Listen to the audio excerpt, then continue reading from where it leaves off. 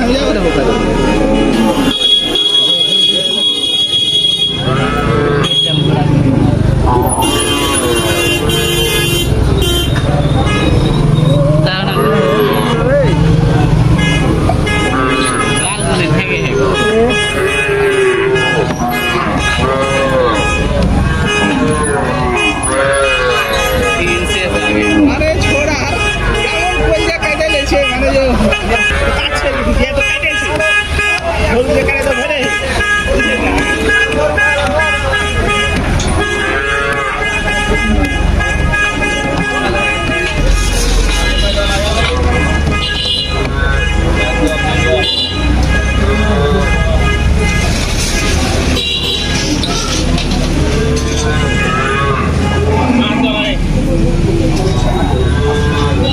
অ্যাক্সিডেন্টটা দেখেছি মোবাইলে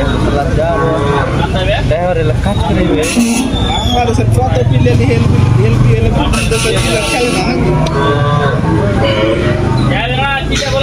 শহরে মানে সিরিয়ায়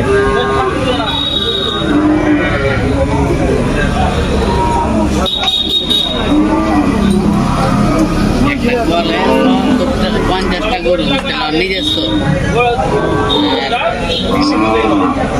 যারা জমি কিনে যারা জমি কিনে যারা খালি করে না এখন জীবনটা সারা টাকা পয়সা করে নিবে থাকে জীবনটা হয়েছে বাইরে গরু চারে চুরি টাকা এবার উন্নত জীবন না আবার 50-60 লাখ টাকা নিরিবিলি ভালো মানে এদের কোনো চাপ নাই যে কি করতে হবে না করতে হবে বাড়িয়ে দিকে ওরা ভালো ইনকাম করে যে জমিতে বসাই না দিলে গোবর করে না সাদাটাই হলো আর বাড়ি সাদা এতে তোমার সম্পূর্ণ খরচ লাগে না জমি তোর জমিতে ধর 500 গরু বসাবে এতে ধর 200-300 গরু বসাবে টালের লেগ একটা বসালে 2 টালি তাহলে তোর জমিতে থাকবে তোর একটা আনলে আনলে তোর কাছে যদি টাকা না লাগে তাহলে তোর মনে কাছে 2-3 দিন চাল কিনে দিলে হাতে মাঠে দেখেছি তো